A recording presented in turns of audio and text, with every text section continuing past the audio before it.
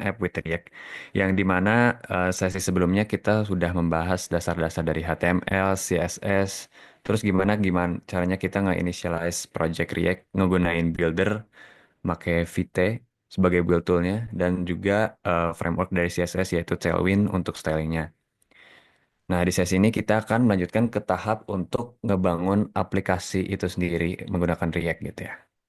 Oke, kita langsung saja masuk. Nah, jadi komponen utama dalam React itu basically ada beberapa gitu ya. Di sini kita bakal ngejelasin dari empat ini. Yang pertama kita akan masuk ke dalam komponen dulu. Komponen ini dalam React itu merupakan unit dasar dalam React. Mereka itu bagian-bagian UI yang bisa digunakan berulang kali. Nah, jadi basically komponen itu tuh kita tuh ngebagi feature yang biasanya itu banyak digunain atau biasanya berulang-ulang. Misalnya kalau misalnya di kalian lihat di Shopee atau misalnya di marketplace gitu, itu kan kalian ada kayak banyak gitu kan yang kayak bentukannya tuh kayak produk satu, dua, tiga, empat kayak ngejejer ke bawah gitu. Nah, itu biasanya dibuat sebagai komponen gitu kan banyak dan dipakai berulang kali. Tujuannya itu apa gitu kita ngebuat komponen. Jadi ngebuat komponen itu lebih mudah dikelola, terus ya lebih modular aja gitu. Dan komponen ini juga bisa digunain untuk di berbagai bagian dari aplikasi kita. Jadi kayak kita ngebuat satu komponen itu bisa dipakai di mana saja gitu di dalam page kita. Jadi kayak tinggal import basically kayak gitu. Tanpa harus ngenulis kode ulang yang sama gitu. Jadi ya lebih efisien dan juga em, ya lebih fleksibel gitu ya. Oke, kita next. Oke, berarti kita langsung demo aja kali ya. Jelasin demo kayak gitu aja. Bentar, aku share screen untuk yang VS Code aku bentar.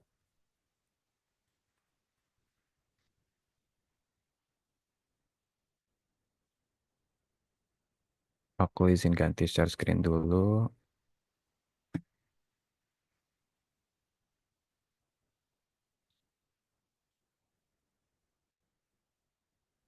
Oke, di sini harusnya udah kelihatan ya. Jadi kan kemarin kita udah nge-initialize ininya ya, React-nya, project React-nya, dan harusnya kalian di package JSON juga udah ada Tailwind CSS ya. Jadi setelah kita masuk ke sini, aku pengen kalian di terminalnya itu git init dulu, terus habis itu git add titik. Udah kalian gitu aja. Di sini tuh tujuannya. Oh enggak, kita commit dulu. Commit message-nya initial commit. Di sini itu tujuannya apa? Di sini tuh em, kita ngegunain git ini tuh untuk nandain perubahan selama kita ngerubah si projectnya. Jadi kan kalau misalnya kalian lihat tadi tuh di sini tuh harusnya ada U sama A. Kalau misalnya U itu untrack, kalau misalnya A itu aku lupa A itu apa. Kalau nggak salah tuh udah kayak udah ketandain gitu. Ini tuh bakal masuk ke perubahan pertama gitu. Harusnya ada di sini sih, nih initial commit gitu. Kita nge-initial commit apa aja di sini tuh kelihatan gitu. Ada git ignore, readme dan sebagainya gitu ya. Kayak gitu. Kalian lakuin tadi tuh git init buat nge-initialize git di lokal kita. Habis itu git add titik. Titik itu tandanya itu kita ngetandain semua file kita gitu. Yang mau ditandain tuh mana aja. Kalau titik itu tuh kayak semua semua di dalam folder kita. Terus habis git add, git commit. Git commit min m. Min m tuh message artinya. Message-nya apa? Initial commit aja. Atau kalian ya pertemuan satu gitu. Atau enggak changes one gitu. Nah, di sini kan tadi masuk ke dalam components ya. Aku pengen kita ngebuat sebuah components. Nah, di sini kalau misalnya kalian lihat, di sini tuh ada src assets gitu ya, folder-foldernya. Kita pengen ngebuat komponen itu di dalam folder components. Jadi, setiap kalian ngebuat sebuah komponen, kalian itu harus dan betternya itu, best case-nya itu ngebuat folder baru biar lebih terstruktur aja. Components di sini.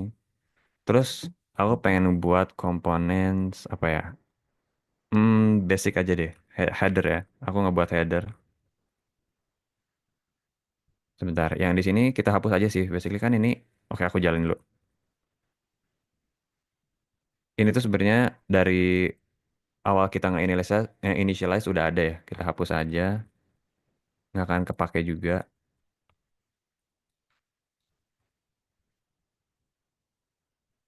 Nih aku pengen nge-import headernya itu di sini. Header. Nih di sini kan cannot find ya. Di sini karena kita belum ngebuat komponennya. Sorry, sorry. Nah, kita belum ngebuat komponennya. Ya udah kita buat dulu header di sini. Kalau misalnya aku di sini tuh ngegunain snippets. Jadi kalau misalnya kalian ada snippet RAFCE, ini ngebuat komponennya langsung gitu ya. Atau enggak kalian bisa copy aja kayak gini gitu. Const header terus tandanya ini. Terus di sini aku pengen biar kelihatan buat stylingnya class name aku pengen apa ya font bold. Terus teksnya agak gedean 3XL. Terus aku kasih background merah aja kali ya. Nah, ini export default header. Jadi ini nge-export tuh as a header gitu ya. Dan di sini kita tinggal control space dari sini. Atau misalnya kalian belum ada gitu.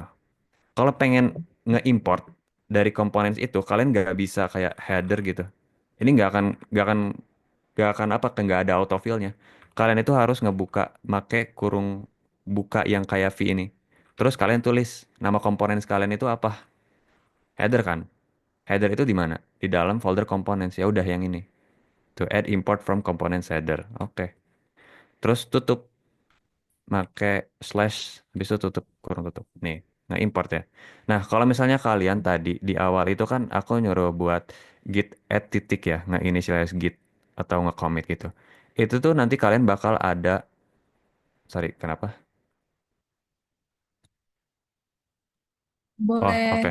dikit di Zoom lagi? Oke, thank you. Segini aman kah? Nah, tadi kan udah sampai sini ya, sampai import header ya. Nah, dari sini itu kita kan udah nge-import headernya, jadi harusnya udah kelihatan di localhost kita. Bentar. Ini aku belum share screen ya. Bentar.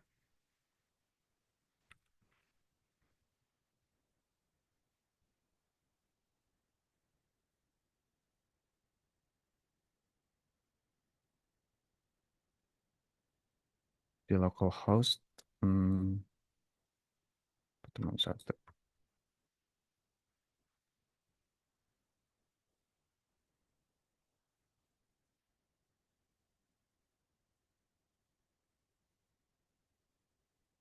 Nah, itu udah ke-import. Aku tutup dulu. Tuh. Kalian tuh kalau misalnya nge-import tuh nggak bisa header gini ya tadi ya. Tuh kalau misalnya gitu nggak akan kebaca, dia nggak akan ke-import. Even kita udah ngasih tahu import header gitu. Kita harus nutup pakai ini, header. Terus tutup. Gitu deh. Untuk nge-import dari komponen. Sebenarnya aku pengen ngasih tahu kalian juga untuk yang nge-import dari misalnya library ya. Aku kan kemarin bilang kita tuh bisa pakai Session UI. Cuman tadi aku cobain itu tuh sebenarnya pas installationnya itu kita kan pakai Vite ya. Di sini itu aku nggak bisa.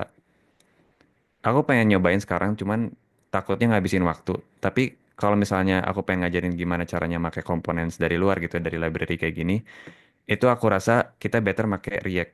Aku mungkin contohin aja ya, kalian nggak usah ngikutin aku. Aku bakal nge-initialize project baru, um, pakai React, pakai Next.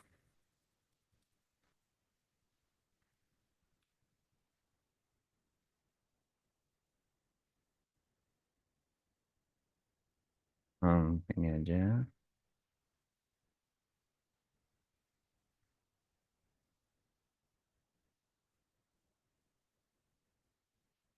Kita nge-initialize si Next-nya dulu, sementara pakai TypeScript. Oke, yes, yes, yes, sebentar, oke. Would you like to import? Oke. Nah, kenapa pakai Next? Sebenarnya aku belum nyobain juga. Tapi beberapa kali project aku menggunakan Next itu dan menggunakan CCN itu tuh aman-aman aja pas instalasi si CCN-nya. Nih di sini. Kan aku coba dulu. Ini installing loading ya. Nah, basically kita harusnya ngikutin ini aja sih, step-step yang ada di sini. Dan kalau misalnya kalian lihat ya, yang di bagian VT, VT itu cukup kompleks gitu ya. Dan ini tuh sebenarnya eh, udah deprecated atau udah expired gitu ya penggunaan ini. Karena saat aku tadi nge-import ini ke dalam index CSS, itu tuh banyak errornya gitu. Harusnya ini docsnya belum updated sih. Nah, di sini tuh kan banyak ya ngeubah um, Tailwind config-nya, terus kayak TS config-nya gitu. Kalau misalnya menggunakan React, menggunakan Next, itu tuh simpel banget. Kita tinggal install. Terus kita tinggal pakai. Ini kan udah ya. Kita masuk ke jeda sementara. Kita masuk.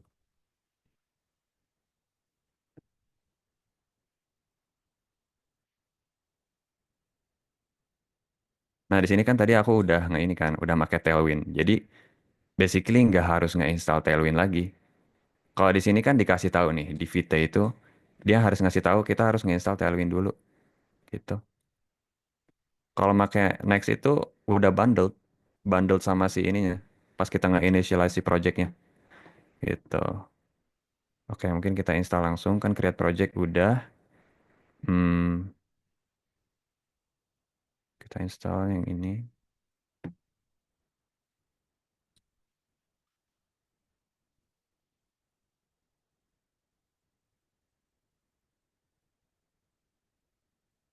Kita tunggu ya instalasinya.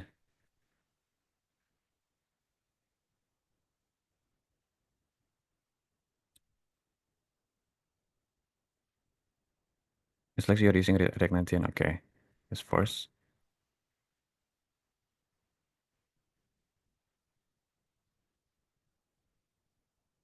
Oke, ini udah ke initialize, harusnya udah ada di package JSON. Ini Tailwind CSS. Ini pakai itu.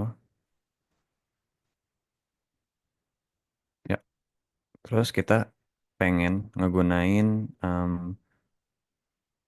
components yang ada di CCN. Misalnya ini, aku coba tambahin button. Nanti tuh harusnya di sini ada di bagian components, dia harusnya ngebuat components, terus ada di dalam components itu folder UI. Ntar nih, tungguin. Coba aku gedein deh.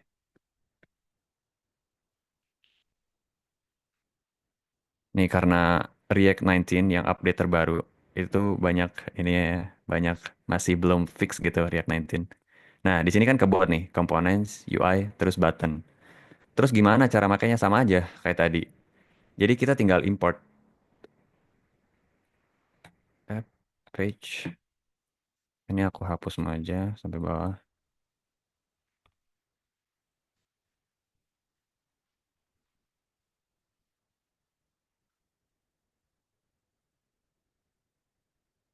Oke, aku matiin dulu yang tadi.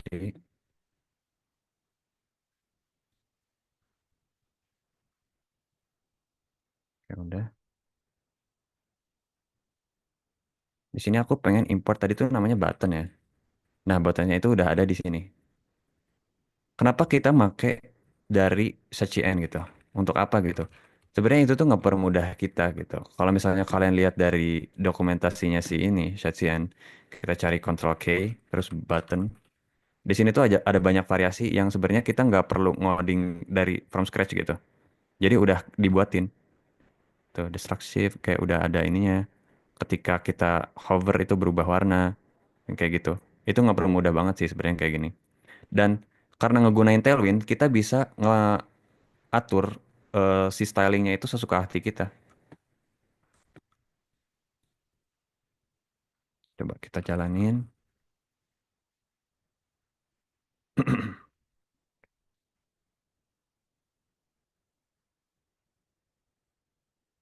Nah ini buttonnya. Terus kalau misalnya pengen, kita variannya itu apa ya tadi? Misalnya variannya default deh.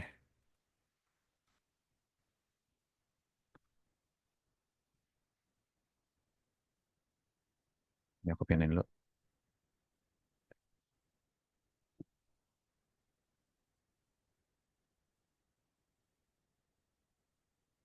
Ini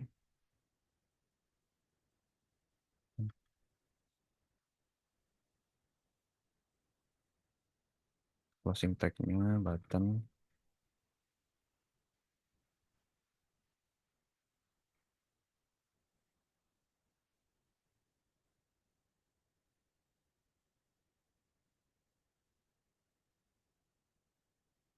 Coba.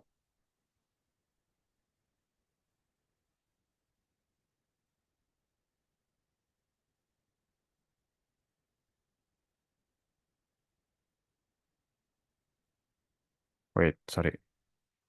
Copy aja mungkin ya.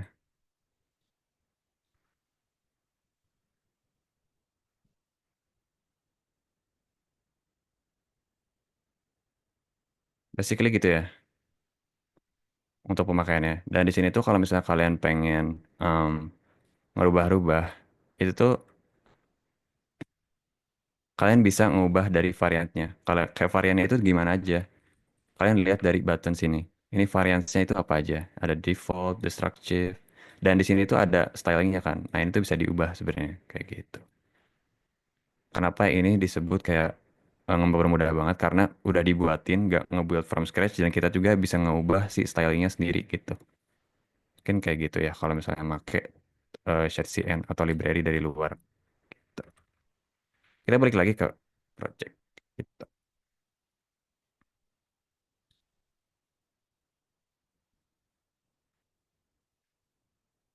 Oke, masuk ke materi berikutnya ya.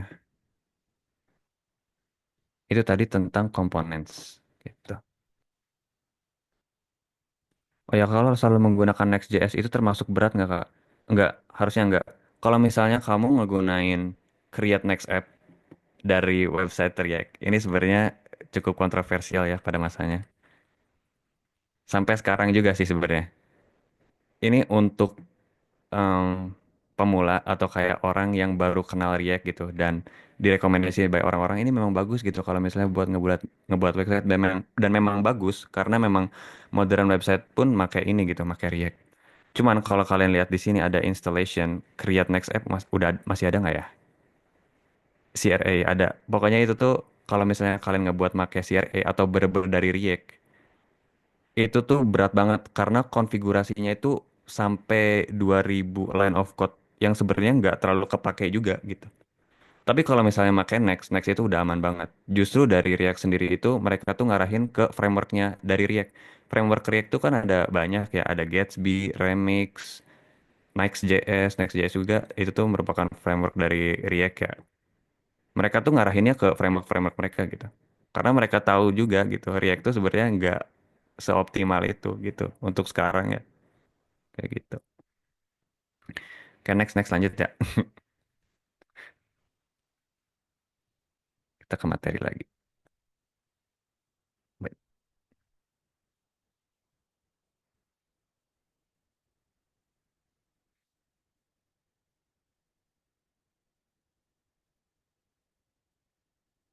Nah, state and props. Kita masuk ke state sama props. State and props adalah dua konsep penting dalam React gitu ya. State ini digunakan untuk menyimpan data dan dapat berubah di dalam komponen. Sementara props ini untuk mentransfer data dari komponen induk ke komponen anak. Em, Mungkin basically tuh kayak em, kalau misalnya dari project tadi tuh sebenarnya kalau misalnya kita nggak initialize Vite itu tuh udah ada, kalian lihat di app.tsx deh. Di situ kan udah ada ya use state dan import from React. Nah, use state itu tuh sebenarnya tuh untuk yang di kalian lihat di app.tsx itu untuk nyimpen eh nah di sini tuh kan use, aduh gimana ya? Aku share screen dulu deh kayaknya. Bentar. Pertemuan satu.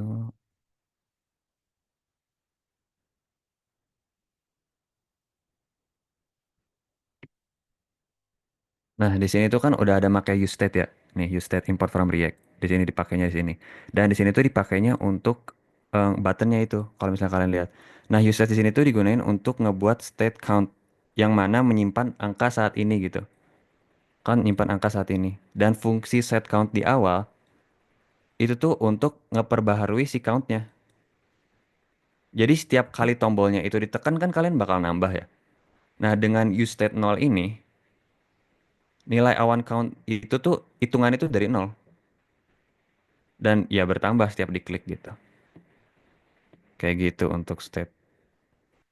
Untuk props itu basically datanya itu props itu tuh kayak data yang dikirim ke sebuah komponen anak yang bisa nampilin informasi yang berbeda. Basically kita kayak ngoper informasi lah dari parent ke child dalam bentuk attribute, terus di child komponen itu bisa ditampilin atau ngegunain data tanpa harus disimpan sendiri gitu di parent. Gimana ya? Mungkin harus dicontohin sih. Nah, ini juga nih, ini di sini digabungin nih untuk props dan juga si eh, state-nya.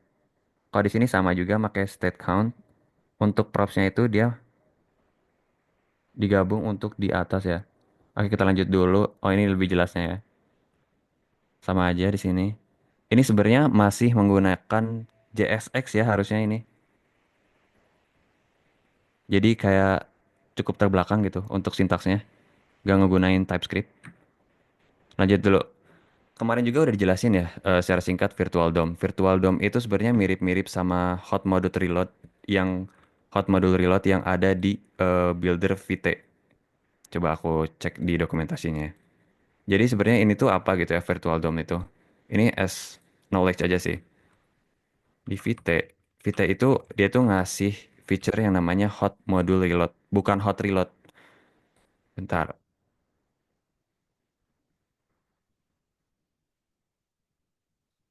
coba nih.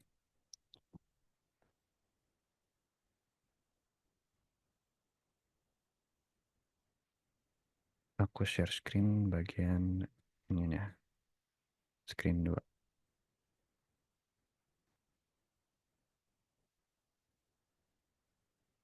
Nih, kalau misalnya kalian hot module replacement di sini tuh ada HMR ya. HMR itu memang dari Vite-nya sendiri. Di mana ini tuh kayak React Fast Refresh. Cuman HMR itu tuh basically tuh dia nge-reload bagian yang kita update aja gitu. Bukan full nge-reload halaman kayak kita nge-refresh kayak gini. Kan kalau nge-refresh gini kan semuanya ke-refresh ya. Kalau misalnya hot module reload itu dia ngelakuin yang bagian itu aja. Dan ini tuh ngejaga state state yang kalau misalnya kalian lihat di sini. Ini kan keubah kalau di refresh nih. Oke, wait, wait. Aku matiin tadi.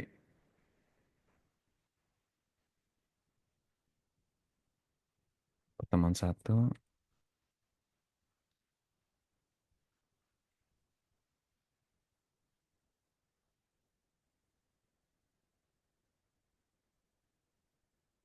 Nih kalau kayak gini kan ke refresh ya. Ini state-nya ke refresh kayak gini.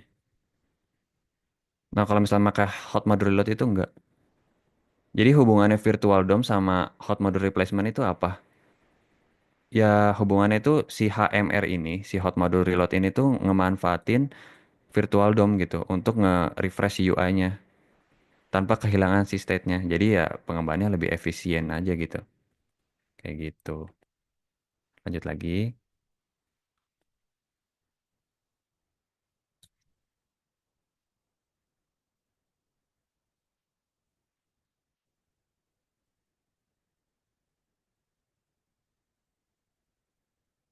Nah, mungkin untuk life cycle methods bakal dijelasin sama Daryl.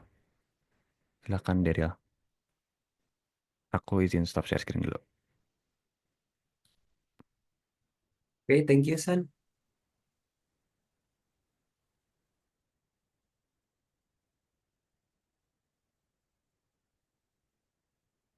Oke, sudah kelihatan ya, teman-teman, PPT-nya. Di sini saya akan menjelaskan mengenai life cycle method. Nah, jadi di React itu menyediakan metode life cycle yang memungkinkan untuk mengeksekusi kode pada titik-titik tertentu dalam siklus hidup komponen. Ada beberapa metode life cycle yang sering digunakan. Ada tiga sih sebenarnya, yaitu komponen did mount, komponen did update, dan komponen will unmount.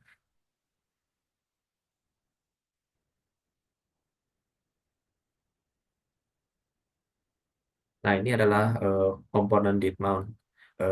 Lifecycle method dalam React yang dipanggil setelah sebuah komponen dimasukkan ke dalam DOM. Biasanya digunakan untuk fetch data, mengatur event listener, atau melakukan inisialisasi tertentu. Nah, kalau misalnya dalam contoh kodenya, ada beberapa hal penting, yaitu yang pertama adalah fetch fetch HTTP JSON placeholder. Nah, ini tuh dipakai untuk mengakses API yang akan mengembalikan objek to do detection dari ID 1. Lalu di sini juga ada then response to response JSON, mengambil data dan mengonversinya ke format JSON. Lalu ada juga then data this set state data. Nah, ini tuh dipakai untuk menyimpan API yang telah didapatkan.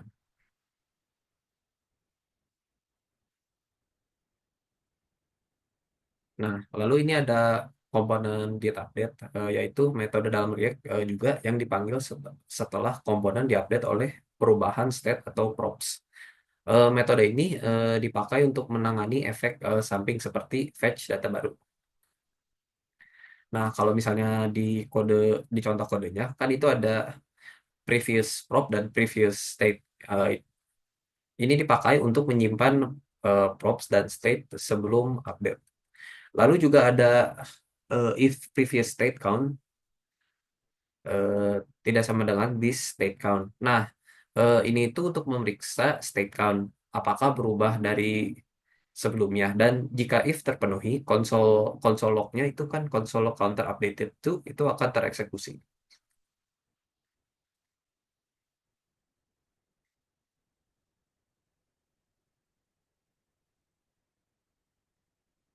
Lalu terakhir ada komponen will unmount, yaitu lifecycle method dalam React yang dipanggil sebelum komponen dihapus atau dihancurkan dari DOM.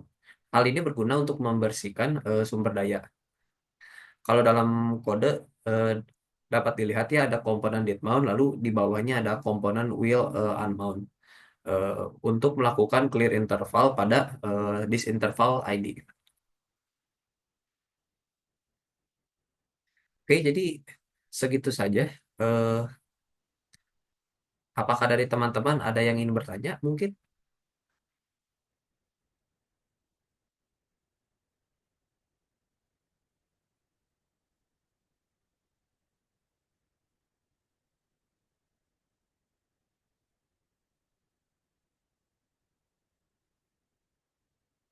Oke, kayaknya tidak ada ya. Kalau gitu, thank you semuanya yang sudah mengikuti workshop sesi 2 ini. Jangan lupa untuk follow Instagram kami di @gdgoc-bandung. Dan ini juga ada link register untuk sesi 3. Teman-teman boleh ikut ya. Saya beri waktu sampai mungkin 20.08 ya buat register sesi 3.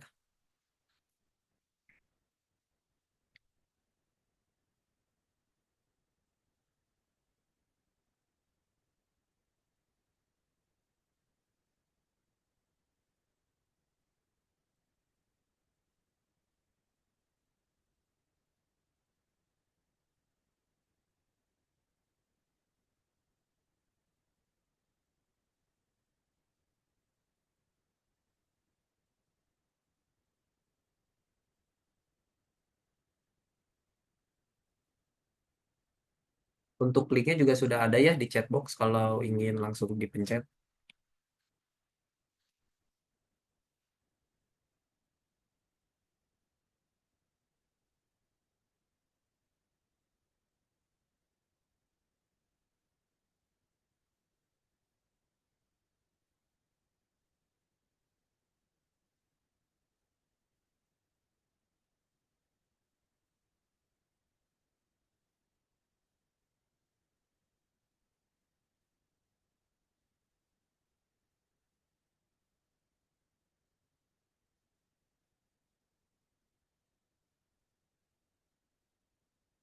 Oke, saya rasa semuanya sudah register untuk sesi selanjutnya.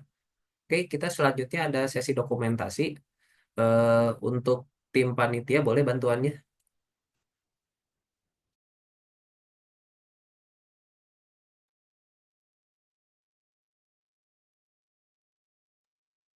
Oke, dokumentasi akan saya ambil alih ya sementara. Ayo buat yang lain boleh dibuka kameranya.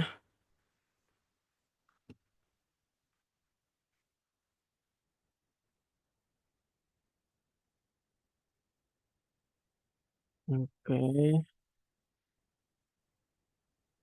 kita gaya bebas dulu ya sekarang. Ayo yang lain mana nih?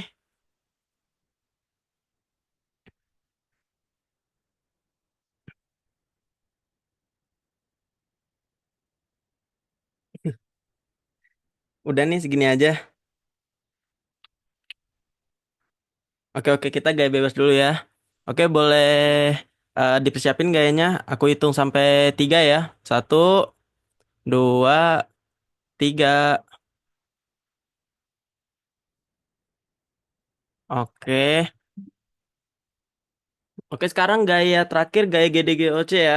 Boleh Kak Kansa diperlihatkan gimana? Oh ya, oke, oke, begitu ya. Oke, yuk yang lain yuk. Oke, 1, 2, 3. Oke, done. Aku kembalikan ke mentor. Thank you ya.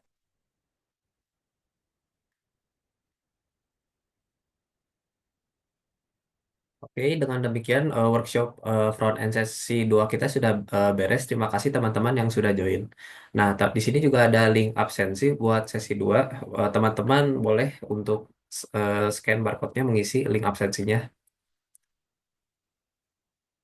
Saya beri waktu sampai berapa ya? 20 11 lah ya.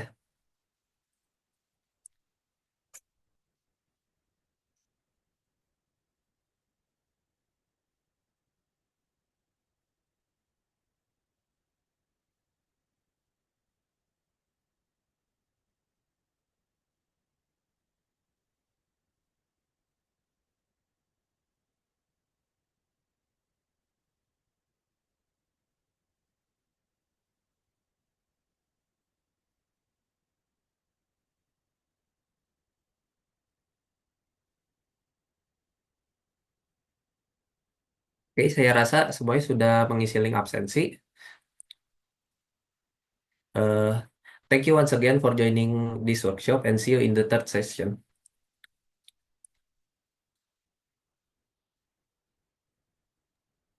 Thank you, Kak.